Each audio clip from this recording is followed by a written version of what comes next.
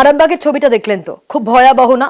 ঘাটালের ছবিটা আপনাদের দেখাবো। এই ডিভিসির ছাড়া জলে বানভাসী গোটা বাংলার বিভিন্ন প্রান্ত। ঘাটালে জল যন্ত্রণার ছবি। ঘাটাল পুরসভার 13টি ওয়ার্ড চরমে দুর্ভোগ দেখতে পাচ্ছেন। আজ কিছুটা হয়তো জল কমেছে, কিন্তু তারপরেও ভয়াবহ অবস্থা। এখনো পর্যন্ত কিন্তু এই ডিঙি নৌকা এর ওপরেই ভরসা করতে হচ্ছে। বাড়ির একতলা ডুবে গেছে, তাই কোথায় থাকবে মানুষগুলো? থাকছে ত্রিপল খাটিয়ে, বসবাস করছে সেভাবে। রাজ্য সড়কের ধারেও অনেকে আশ্রয় নিয়েছেন, দেখুন সেই ছবিটা।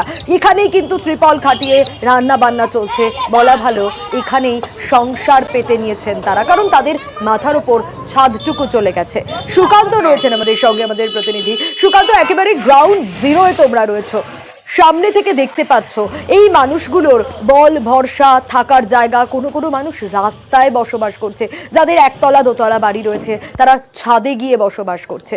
কিন্তু এই মানুষগুলো যারা রাস্তায় থাকছে, ত্রাণ বিলিতে তো জেলা প্রশাসন তৎপর, ত্রিপল দেওয়া হচ্ছে, পানীয় জল কিভাবে পাচ্ছে, খাবার কিভাবে পাচ্ছে এই মানুষগুলো, কিভাবে পৌঁছে দিচ্ছে প্রশাসন তাদের কাছে?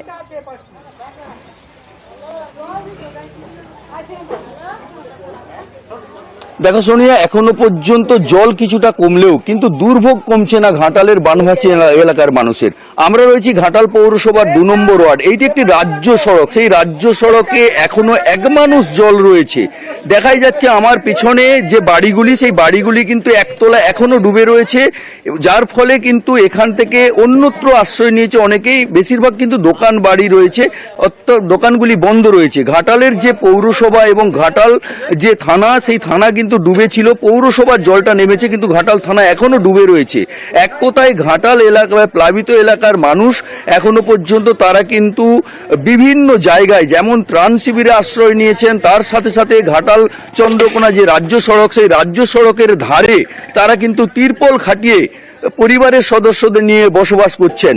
কিন্তু জেলা এবং মহকুমা প্রশাসন, পুলিশ প্রশাসন তৎপর। শুধু তাই নয়, মন্ত্রীরাও ছুটে আসছেন একাধিকবার। তারা ত্রাণ সামগ্রী নিয়ে ঘাটালের প্রত্যন্ত এলাকায় পৌঁছে যাচ্ছেন। মানুষকে যেমন শুকনো খাবার তুলে দিচ্ছেন, তিরপল তুলে দিচ্ছেন, পানীয় জল তুলে দিচ্ছেন।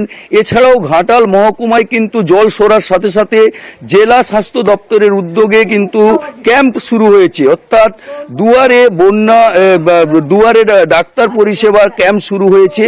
এখন কিন্তু ঘাটালের পৌরসভায় যেমন ক্যাম্প করা হচ্ছে, তেমনি ঘাটাল এলাকার বিশ্বলক্ষ্মী মন্দিরে কিন্তু ক্যাম্প শুরু হয়েছে। সেই ক্যাম্পে প্রচুর মানুষ আসছেন, কারণ জেলা প্রশাসন নজর রেখেছেন যে এই বন্যার জল সরার সাথে সাথে কিন্তু নানান রোগের উপসর্গ দেখা দিবে। তার জন্য বন্যা কবলিত এলাকার মানুষকে চিকিৎসা পরিষেবা দিতে এই ব্যবস্থা নেওয়া হয়েছে জেলা প্রশাসনের পক্ষ থেকে।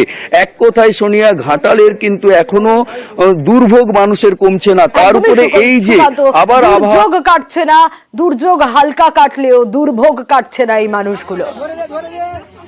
ডোঙাতে কোন রকমে করে আসছি, জল একই রকম আছে, মরেনি। খেতে পাইনি, এই যে চাল নিয়ে বেড়াচ্ছি, মুড়ি ভাজার জায়গা পাইনি, মুড়ি দোকানে পাচ্ছি নি, খাবো কি ছেনা বেনা নিয়ে। সমস্যা বলতে খাবার জল ফল পাচ্ছি না, ইলেকট্রিক নেই, কোনো কেউ জলেরও ব্যবস্থা দিচ্ছে নি। ঘরে সব জল ডুবে আছে, আমরা উপরে দোতলায় আছি। আর জলে পাড়াপাড়ে বহু সমস্যা, পানীয় জলে বহু সমস্যা, পানীয় জল পাওয়াই যায়নি। কি ব্যবহার করছেন তাহলে এখন? আমাদের জল ভরাই ছিল, সেই আগের জলই ভরা ছিল, 6-7 দিনের জল, সেই জলই আমরা এখন খাচ্ছি।